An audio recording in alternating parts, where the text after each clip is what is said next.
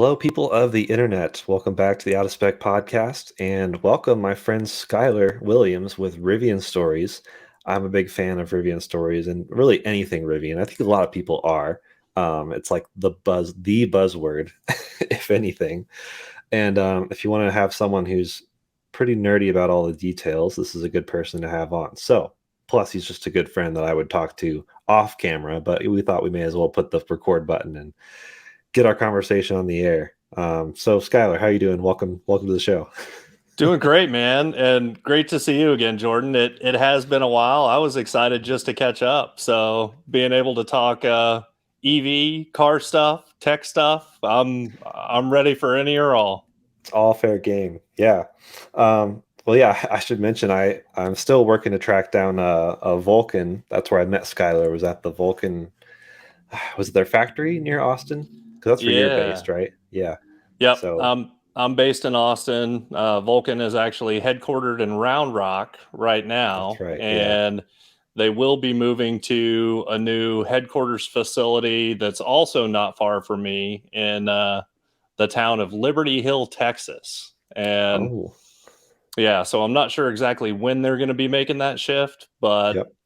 they're moving on to some property where I think the long-term plan is to have like an off-road adventure course, kind of Yep. customer experience type center, as well as their manufacturing and other operations.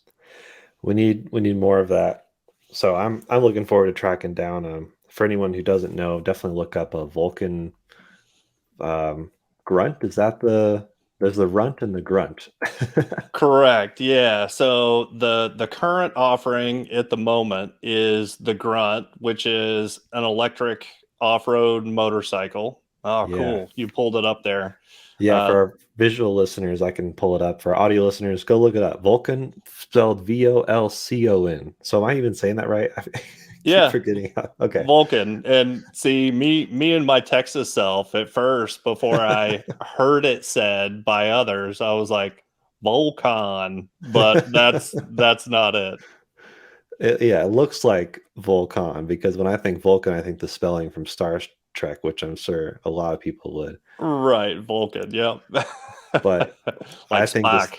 yeah, I think this thing is awesome. Can't wait to ride one. I'm just really into electric motorcycles. I mean, I've been a fan of Zero for a long time. Finally got to ride one last year, and I'm just so obsessed with that concept.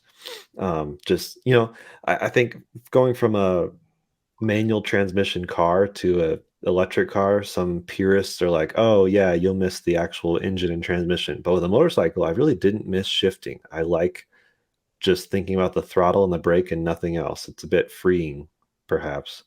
Maybe a bit safer too. I don't know. Less things to worry about. But then you have a lot of torque, so Right. And actually, I love motorcycles. I still have the motorcycle endorsement on my license, but I have not ridden an electric motorcycle of any sort. I do have a couple of e-bikes at home, yeah. but yeah, I'm really looking forward to riding. I mean, I would love to ride the Grunt sometime just because I like nature, the outdoors, and off-road type terrain. Yep. So I think that would be incredible. I mean, this photo on their website reminds me of some of those towns in West Texas, where it's just dirt silos, and the most fun way to get around is a fat tire like electric motorcycle. I think so. I'm in for it. And in a couple weeks, actually, I'm going to see the new Polaris, um, the thing they did with Zero in partnership. The Oh, really? So Yeah, the Ranger Kinetic, I Ranger think is what Kinetic they're calling it. XP, I think. Oh Yeah. man, you got a spare seat on that trip? I'd love to check it out. I'm really curious how that's going to go. There's a new guy that's working with us who actually lives really close to me, which is great. So this is kind of our inaugural trip, with for me and Max to try to figure out how to work together, but also figure out what this Ranger thing is all about. Because I'm hoping to see, because I think they're already on sale, and on the website it says sold out.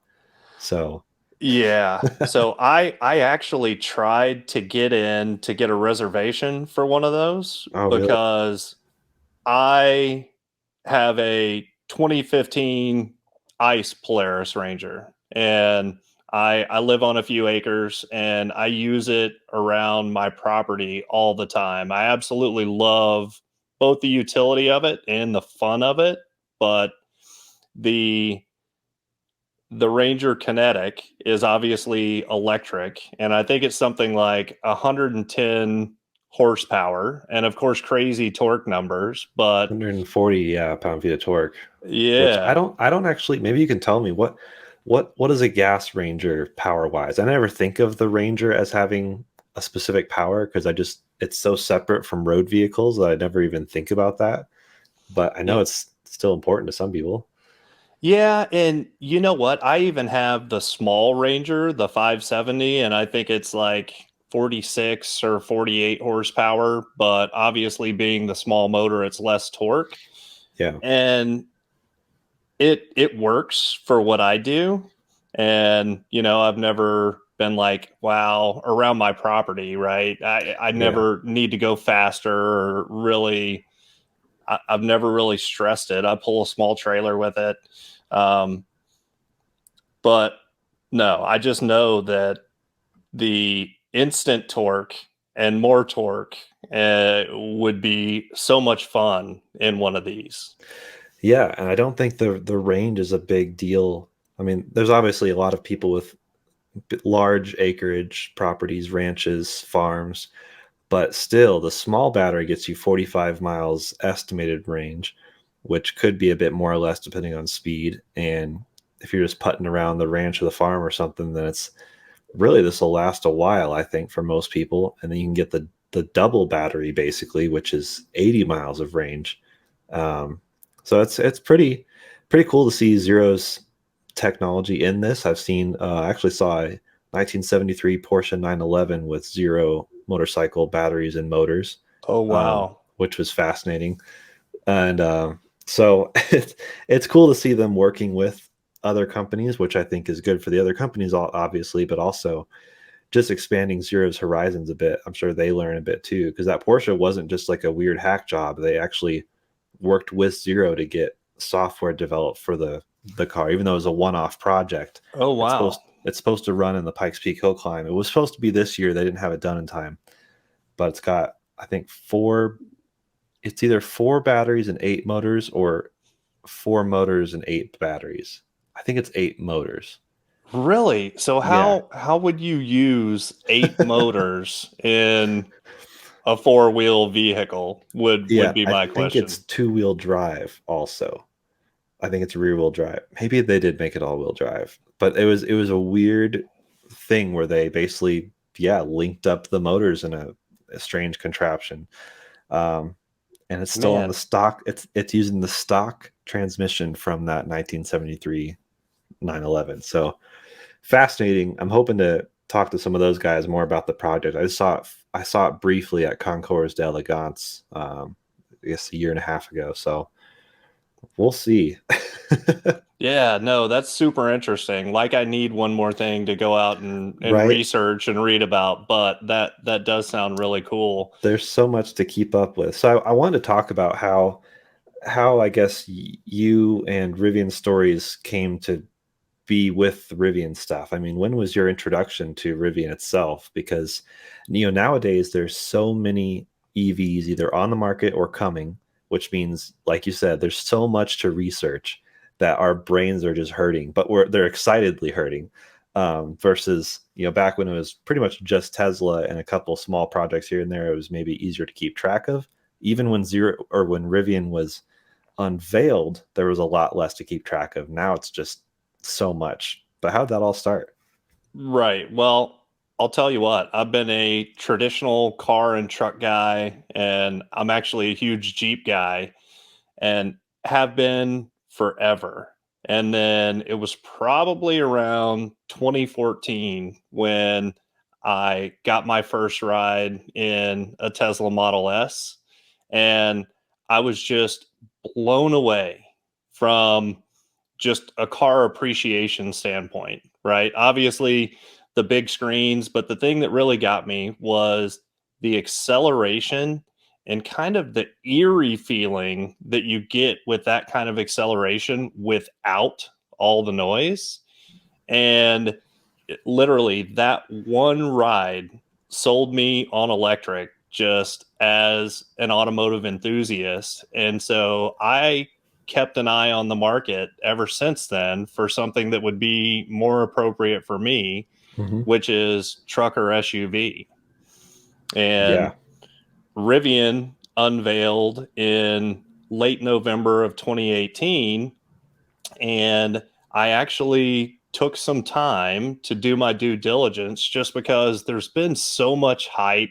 I mean, look at Faraday Future and others, Yeah. and I wanted to make sure that it was something real. So I did all my nerdy research on the tech specs and kind of the design and engineering of the vehicle. But then I also went a step further and started researching, the CEO specifically and what his background was and just kind of the company in general.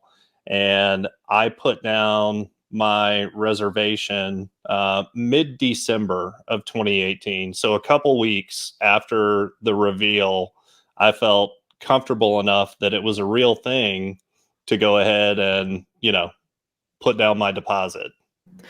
Yeah. It is hard because it's this era of like all these companies are, especially walking around like an auto show or CES, where there's a lot of great ideas.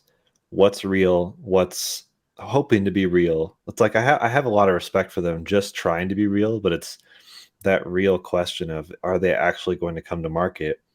And there's always the stories about, like, I don't know if you're familiar with Elio, um, where it's like what 14 years after they started showing off ideas and still nothing in the hands of reservation holders or anything like that. And it's just that's just really a little sketchy. And then there's the whole Tesla thing where it's like, sure, a lot of things are delayed, but it's still a real company that's leading the market in so many ways.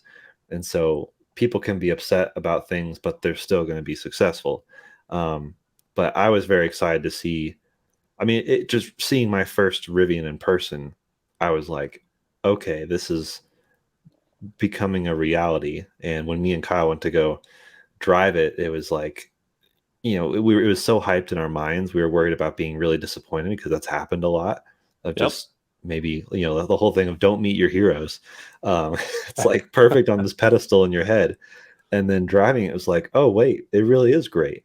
Um, but like everything else, they have growing pains a little bit. Our Rivian is in the shop right now. So you never know. But I think in general, I am so impressed with it being their inaugural product. It's a new company, and I don't know. I've seen companies start and then a few renditions later, it's finally a good product, or a few styling changes later, it finally looks good. It's like, what other company has had something look as good as the Rivian R1T as their like first vehicle off the line? Yeah, and perform as well. Yeah, And I will also say this. So, and actually, I guess probably most of your audience wouldn't know this, but I just took delivery of my R1S last week at the factory in Normal, and one of the early non-employee customer deliveries. nice. Yeah. So yeah, what spec R1S did you get? What color? So I got limestone, the Nice. light gray that looks matte from a distance, but it actually has some metal flake in it once you get up close, like in the sun. And it, like a lot of grays, it looks drastically different in different lighting scenarios. So I've had white cars for years, and I almost went white with the Rivian, but I decided to branch out and do something different, and I couldn't be happier that I did. That's awesome. I mean, congrats. That's a big deal because I still haven't seen an R1S in person yet. I've seen some people making videos with them and stuff, but that's really cool. Which interior did you get? The black interior. Nice. I'm a big fan of dark interiors. I feel Very more classy. cozy and comfy in darker interiors. But Nice. of interest, Jordan, there have been R1Ss showing up at the Denver Rivian Service Center. Yeah, I saw someone post about that, and that yeah, I need to see if I can go see one of those. And I told our PR rep just like, hey, as soon as we can get the R1S to do some filming with, let us know.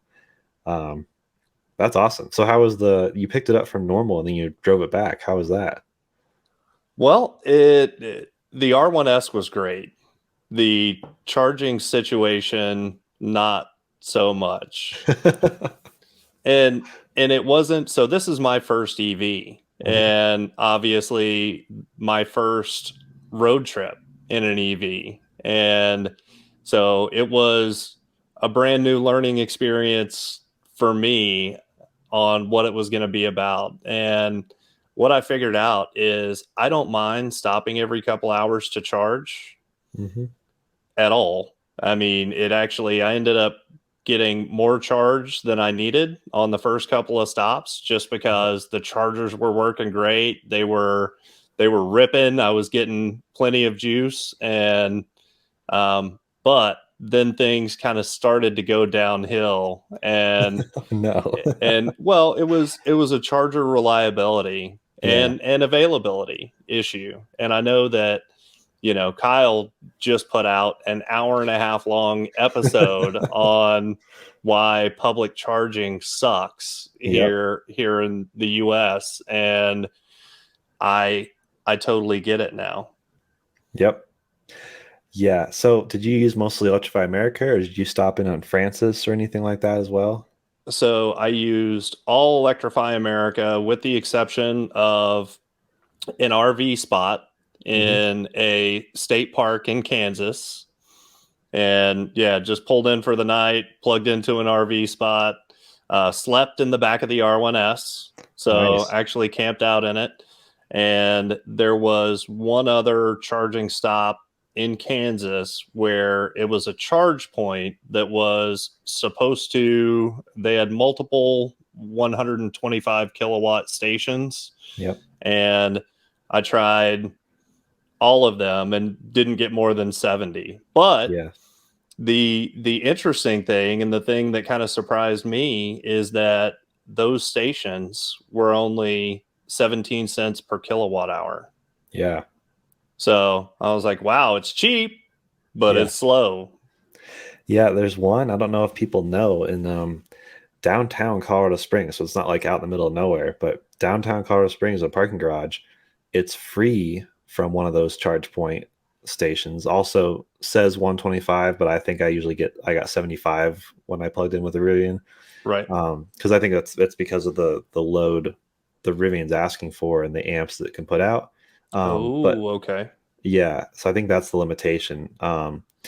But it's yeah, so I think it's the garage is $1 an hour and the charging was free.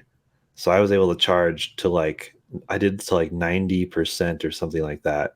And it took an hour and a half. So I spent $2 to go from I don't know, I think it was 20 to 90. And actually I saw that video too. So Yeah. yeah, went over to a coffee shop, got some work done and Yep. plugged yeah, filled up That for a was couple of great. bucks. Yep. Yeah, the other thing that was pretty cool is Electrify America in Texas cannot charge by the kilowatt hour Oh, because the laws are such that only registered regulated utility providers can charge by the kilowatt hour. So here in Texas it's by the minute. oh, And one of the interesting things is if you find one with the Rivian or another EV that gets good charging speeds, yep. you pay way less than even you would pay to charge up at home. So Yeah. if I'm pulling 200 kilowatts at an EA station in Texas, I'm paying like 6 or 7 cents per kilowatt hour, which is pretty wild. Yeah, that's amazing. My friend Ahmad has that Kia EV6 in Plano. And that's yeah, when we did the range test and charging test with his car, it was like, this is dirt cheap because it was by the minute and those things charge like a monster. But then if you pull up with like a Bolt, you're like, oh man. Yeah. Well, so it has different rates even, and I can't remember the breakout. Hmm. Top of mind, I'm gonna say slower than 90 kilowatts Hmm. is one rate, which is actually lower. So it's Oh, still okay. not a bad deal. Yeah. But then yeah, the per minute rate, especially as a member, right? Yep. Which if you take a single road trip with EA, it makes sense to pay their $4 a month Yeah, it really does. membership. And how was the road trip, I guess, from a planning perspective? Did you use the on route planning that the Rivian has, or did you use a better route planner, or how did that work? Yeah, I used a better route planner.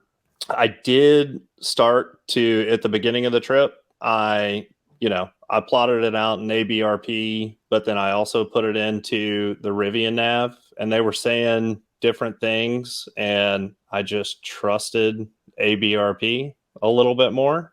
Yep. And what I ended up doing after the first stop or two is just navigating to the next charging stop through Rivian's native navigation because it also triggers the battery preconditioning. Yeah. So I used that part, but I was still planning my route, if you will, through ABRP. Yeah. And that can be, honestly, I find it fun. I'm sure some people find it annoying, but I'm just such a planning oriented person. It's like I think it's fun to see what the vehicle will say, what a better route planner says, compare and contrast. And then not just that, but think about, okay, which charging stops are longer, and are the longer ones, or maybe even dictate which ones are longer by what's in the periphery. Like if I'm like, oh, there's a restaurant right next to that one I want to try, or for me, it's usually a craft coffee shop, then I'll Right. try to plan a longer stop there and do stuff, enjoy coffee or whatever, and then some shorter stops where I'm just, I'm really, I don't know how you felt after doing that, but I'm really enjoying the aspect of stopping and charging because I like breaks on a road trip and I Yep. like I always have stuff to do. There's always emails, or even I can start and stop very quickly on video editing or whatever I'm having to do on my plate. So it's like I find those charging stops nice reprieves, get stuff done. The car is working, I'm working. Right. And I actually enjoyed that more than I thought I would Hmm. because it gave me a minute or a few minutes to do some things that I couldn't do while driving, but I will tell you as a first time EV road tripper, I was all kinds of nervous. And so, I was using ABRP, I Yeah. was kind of using the Rivian navigation, and then I was also looking at the reviews on PlugShare to Hmm. know which pedestals and connectors should hopefully work properly. Yeah. And for me, it was trying to do all of those things, which I did mainly at charging stops. Yep. It seemed a little hectic and it didn't leave a lot of time for me to do other things, Yeah. like check emails or, you know, non charging stop related stuff. But I will say, if I had a co-pilot, uh, a navigator, if you will, that would have, taken that stress level down just that Yeah. much more and made it so much easier and more enjoyable. Yeah. But it was a little overwhelming, honestly, for me, especially once I started running into some of those reliability issues. Yeah. Now that makes sense. It'll be fun to do. I can't wait to see it at some point. Hoping I can come down there, or if you ever road trip up here, it'd be cool to, I don't know, get a full tour, do a video. And I love doing the videos of, they don't have to have a set time frame, but it could be like 6 months with this, or how many thousands of miles with this, because it's fun to see the contrast of what you felt right when you got it versus obviously as an owner, you start picking apart the things that are way better than you thought, things you didn't realize you would appreciate, and also things that are like, I hope they fix this or change this with software, because we're in that magical time period where if you have an issue with your car, they could fix it just remotely, which is Right. magic. Yeah. And so a couple comments there. And first is just regarding the OTAs. Even though I didn't have my vehicle, I've been watching very closely everything that Rivian has released OTA and just what they've done so far and the cadence. I mean, there's basically, excuse me, a major release a month, more or less. And they have fixed so much and added so much over really a short period of time that it's pretty incredible. The other thing that I want to touch on real quick, because we were able to have lunch with both the COO who came from Magna and Mercedes Benz before that, and also the head of manufacturing, and they talked about both the throughput and the quality improvements that Yeah. they've been able to make in the vehicles in, once again, a relatively short period of time. And yeah, the vehicles that are coming off the manufacturing line right now are are significantly more consistent than what they were doing early on, which really is to be expected. But Hmm. they've made a lot of progress. I think even between the truck that you guys have Yeah. and the R1S that I picked up last week. That's awesome. Yeah, I mean, the biggest glaring thing and the only really consistent thing I've seen with R1T is seems to be the tonneau covers, and you obviously don't have that problem with the R1S. So I imagine it, and I can only imagine how nice it feels, because the cab in the Rivian feels so nice, high quality, exactly how I'd want it designed. My only like minor complaint, it's cool, but it's kind of a gimmick to me, is the changing the air vent flow on the screen. I would prefer Yes. the manual. Well, and I am a proponent of hard knobs and buttons for commonly used items and Yeah. like hard controls on the vents as an example. Yep. I I totally agree with you there. I feel like technology is great up to a point, but still I would love to have hard knobs and buttons for certain things, even if they are software programmable, if that Yeah. makes sense. So within the context of what you're trying to do in the vehicle, if you're on a certain menu, then you know be able to use a knob instead of trying to poke the right spot on a touchscreen, especially while you're driving. Yeah. Yeah. So yeah, I don't know. That's some things they can fix with software, some things like that. That's not a software thing. It just wasn't designed with that in mind, but it's a small quibble, if you will, of like, I'll take it because look what else you get. Oh yeah. Yeah. I mean, it is very, very minor in the overall scheme of things, Yeah. for sure. And as so the R1S, like that huge panoramic glass roof, how do you like it? And what does your family think? Like how's the reception been of those in your peripherals? Oh man, the kids absolutely love it. So we've never had a vehicle with a third row before, Hmm. and the kids love the third row, and maybe that's something just new and novel that'll wear off after a while, but I so I got back to Texas on Friday and I went to go and pick my dad up and take him for a ride on Saturday. My oldest daughter came with me. So, you know, the second Yep. row was completely empty. Yet, I was driving and my daughter is back in the third row, and then, dad jumps in shotgun once I picked him up. But Yeah, yeah, that's so kind of cool. kind of funny. Yeah. So how did Rivian Stories and all that come about? I mean, I'm guessing it probably started around the time it was unveiled, or was it a bit later on once you realized it was a real thing? No, so it was a bit later, and it's actually just kind of crazy and coincidental how we all came together. So one of the guys, Jimmy, I had known for a while online, and then met him in person right before COVID, Hmm. February of 2020, when Rivian came to the Fully Charged Live event in That's Austin. right. Yeah. So that was my first time to see a Rivian in person, which was super cool and special to me. They had both the truck and the SUV there.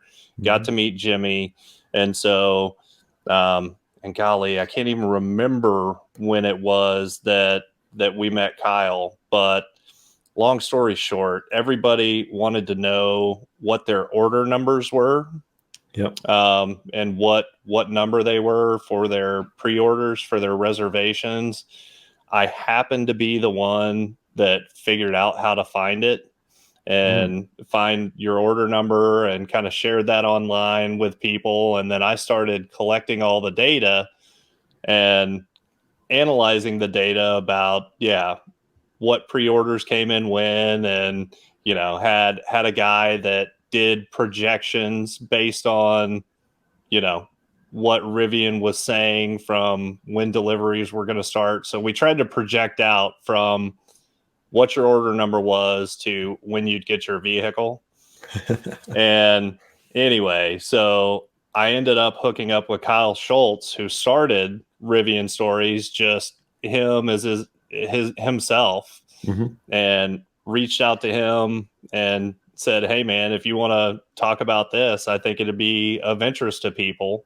And yeah, talked to Kyle, and then said, he was like, "Hey, is there anybody else that knows a lot about Rivian that might want to do this?" I'm like, "Yeah, Jimmy." So we all got together on a Zoom one day, and then decided that, yeah, we'd just go on YouTube and talk about Rivian stuff, because yeah, Jimmy and I, without a doubt, both hung on every little minuscule piece of information out there possible. Yeah. And yeah, so That's awesome. I mean, that's great. That's how the best, I think, things start. It's just you're kind of like, wow, how did this actually come together? right. But then having a fun backstory and obviously being all enthusiast, it makes it easier.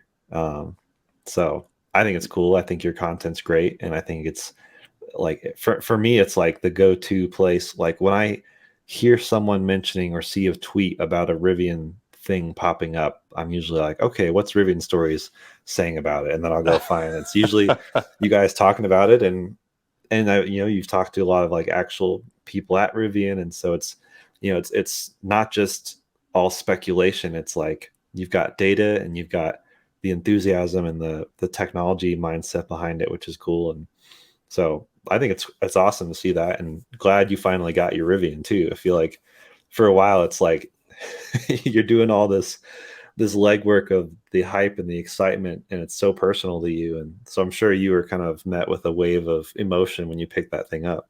Oh, without a doubt, man. And matter of fact, like the days leading up to going there for delivery, I felt super weird. I'm like, I've been so highly anticipating this for so long.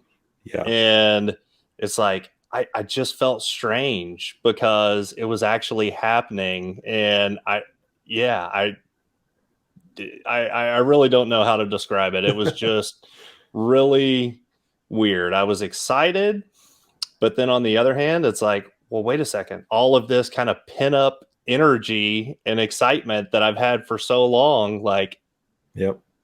I'm actually going to have it. Will I still have that excitement after I get it? I don't know, but I do. I do. By the way.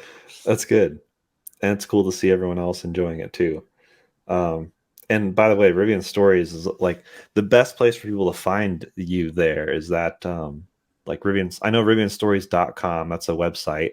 And you have a like a RSS feed and YouTube channel, of course, and a Yep. cool shop. Yeah. And That pulled up on the screen. yep. Yep. So, and that was kind of funny. And that was born a little bit out of necessity too, because Rivian didn't have their gear shop up for the longest time, and Hmm. people wanted Rivian stuff. Yeah. And we're like, hey, we need to do something so that people can get Rivian stuff. And so that's how the shop came about. And we actually had early on a couple really cool designs that were like sketches of the Hmm. vehicles. And we promptly got notifications from Rivian Legal that we needed to take those down. Oh yeah. And yeah, and that kind of sucked because we were filling a gap, Hmm. and we were trying to do everything the right way, and we even said, hey, can we like license something so that everything's on the up and up? But then in Facebook groups and forums, there's people hawking stuff like using Rivian's name, logo, the whole deal. And Yeah. yeah, the guys that are trying to do everything the right way, we kind of get our wrist slapped a little bit. Yeah. It's hard and frustrating, but yeah, glad you at least have stuff. Yes, yeah. We got some stuff. So we've got the logo that's made out of keyboard characters that kind of Yep. depicts the front of the truck. And yeah, so that's cool. But the the biggest thing for me along this journey, honestly, has been getting to meet virtually and in person all the other Rivian enthusiasts. Like Kyle and Jimmy are literally some of my best friends now. And, so many other cool people that are a part of this community. And, it started for me on the forums, and now over at rivianstories.com, we do have our own community site. And just because I don't have enough time to be everywhere, that's where I spend most of my time Yeah. interacting with people and posting pictures. And the other cool thing that's starting to happen now that there's more vehicles out there is we're starting to see more local clubs and people going and actually doing things in their vehicles, which it's exciting to see. People are making those real world connections, and it's awesome. The people are the best part of, you know, being Yeah. a part of this for Yeah. me. That's amazing.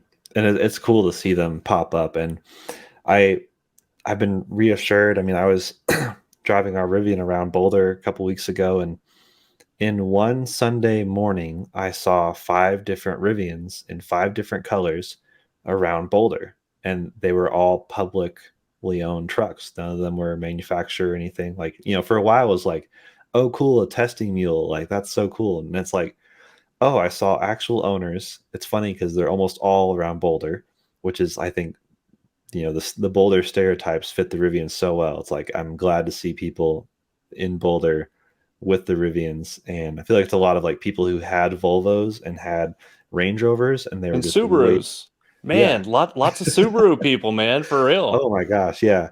But it was so cool and reassuring because I'm driving around and I see Rivian. I'm like, oh my gosh.